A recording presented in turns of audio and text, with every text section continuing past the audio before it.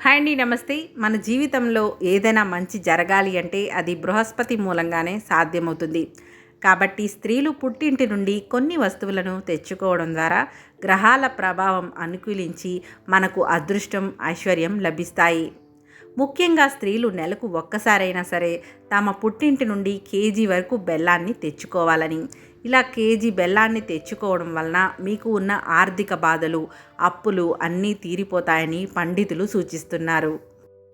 బెల్లానికి చాలా శక్తి ఉంటుంది. బెల్లం అనేది లక్ష్మీదేవి స్వరూపం. కాబట్టి మీరు కూడా మీ పుట్టింటి నుండి బెల్లం తెచ్చుకొని మీకు ఉన్న అప్పుల బాధల నుండి, ఆర్థిక సమస్యల నుండి విముక్తి పొందండి.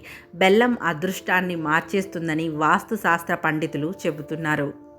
పుట్టింటి నుండి తెచ్చుకోవాల్సిన మరొక వస్తువు పసుపు, కుంకుమ. మన హిందూ సాంప్రదాయంలో పసుపు, కుంకుమలకు అంతటి ప్రాముఖ్యత ఉంటుంది. ఏ స్త్రీ అయితే తన పుట్టింటి నుండి పసుపు, కుంకుమలను తెచ్చుకుంటుందో ఆ స్త్రీ దీర్ఘకాల సుమంగిలిగా ఉంటుందని పండితులు చెబుతున్నారు. స్త్రీలు తమ పుట్టింటి నుండి తెచ్చుకోవలసిన వస్తువులలో గాజులు కూడా ప్రత్యేకమైనవి. ముఖ్యంగా ఎరుపు, ఆకుపచ్చ రంగులో ఉన్న మట్టి గాజులను తెచ్చుకోవడం ద్వారా అదృష్టం, ఐశ్వర్యం కలిసి వస్తాయని పండితులు సూచిస్తున్నారు. స్త్రీలు తమ పుట్టింటి నుండి తెచ్చుకోవలసిన ముఖ్యమైన వస్తువుల్లో మరొకటి ఏనుగు బొమ్మ. ఇలా ఏనుగు బొమ్మను తెచ్చుకోవడం వలన అదృష్టం అనేది బాగా కలిసి వస్తుంది. అలాగే లక్ష్మీదేవి అనుగ్రహం కూడా ఎల్లప్పుడూ ఉంటుంది. ఎందుకంటే లక్ష్మీదేవికి మరియు ఏనుగుకి అవినాభావ సంబంధం ఉంటుంది. అందువల్లే లక్ష్మీదేవితో పాటు ఏనుగు బొమ్మలు కూడా ఖచ్చితంగా ఉంటాయి. ఏనుగులు ఎక్కడ ఉంటే అక్కడ లక్ష్మీదేవి ఉంటుంది అని చెప్తారు.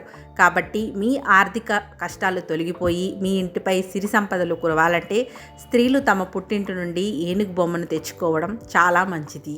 ముఖ్యంగా పుట్టింటి వారు తమ కూతురికి శుక్రవారం నాడు నెమలి పింఛం అనేది కొని ఇస్తే చాలా మంచిది. ఇలా చేస్తే ఇటు పుట్టింటి వారికి, అటు మెట్టినింటి వారికి కూడా బాగా డబ్బులు కలిసి రావడానికి అవకాశం ఉంటుందని వాస్తు శాస్త్రం చెబుతుంది. అదేవిధంగా మట్టితో చేసిన కుండను స్త్రీలు తమ పుట్టింటి నుండి తెచ్చుకుంటే చాలా మంచిది.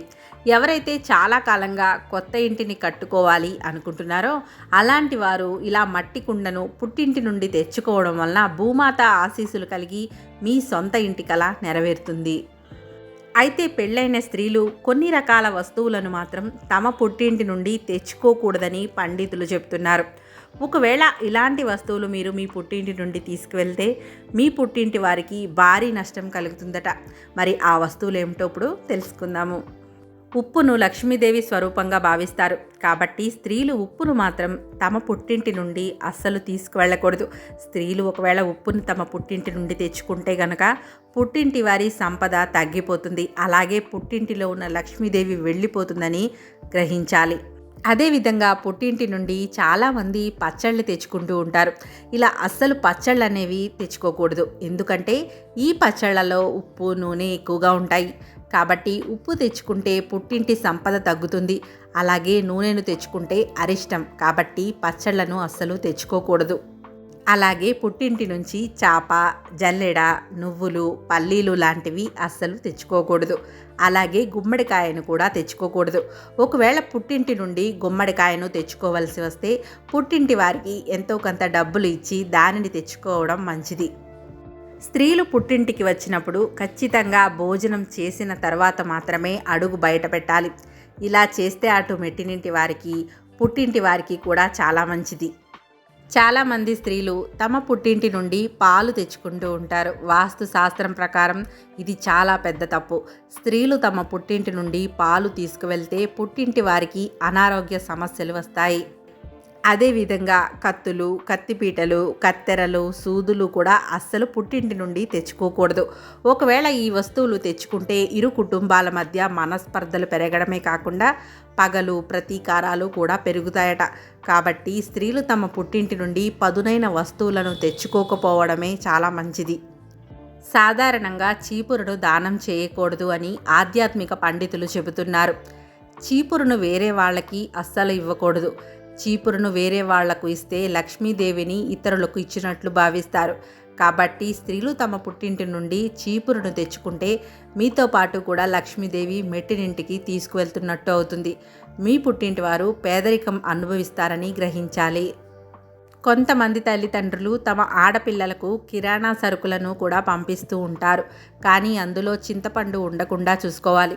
ఎందుకంటే చింతపండు పుట్టింటి నుండి తెచ్చుకుంటే 2 కుటుంబాల మధ్య ఉన్న సంబంధాలు తెగిపోతాయి. అదేవిధంగా పుట్టింటి నుండి పూజా సామాన్లు, దీపపు కుందులు తీసుకువెళ్ళకూడదు. దీనివల్ల పుట్టింటికి, మెట్టినింటికి ఇద్దరికీ నష్టమే. వేరే చోట కొనుక్కోవాలి కానీ పుట్టింటి నుండి ఇలాంటి వస్తువులను తీసుకువెళ్ళకూడదు.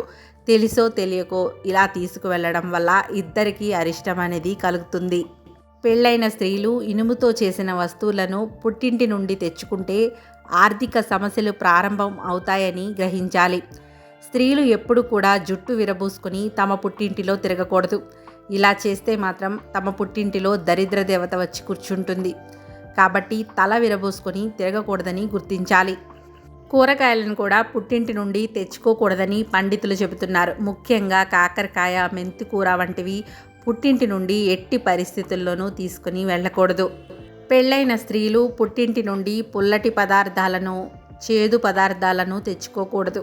ఇలాంటి పదార్థాలను తెచ్చుకోవడం వలన ఇరు కుటుంబాల మధ్య మనస్పర్ధలు, భేదాభిప్రాయాలు ఏర్పడతాయని పండితులు చెబుతున్నారు. అగ్గిపెట్టెలను కూడా పుట్టింటి నుండి తీసుకువెళ్ళకూడదు.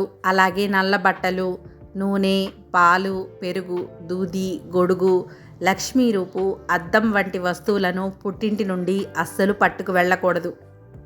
కాబట్టి తల్లిదండ్రులు ఆడపిల్లలకు ఏ వస్తువులు ఇస్తే సంతోషంగా ఉంటారో, ఏ వస్తువులు ఇవ్వాలో, ఏ వస్తువులు ఇవ్వకూడదో తెలుసుకొని దాని ప్రకారం నడుచుకోవాలని, తద్వారా అందరూ సంతోషంగా, శుభంగా ఉంటారని పండితులు చెబుతున్నారు.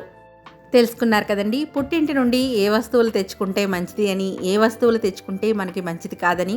ఈ వీడియో కనుక మీకు నచ్చినట్లయితే తప్పకుండా ఒక లైక్ చేసి ఛానల్ని సబ్స్క్రైబ్ చేయండి. ఇలాంటి మరిన్ని వీడియోస్ కోసం పక్కనే ఉన్న బెల్ ఐకాన్ క్లిక్ చేయడం అసలు మర్చిపోకండి. ఓం శ్రీ మాత్రే నమః. Thank you for watching.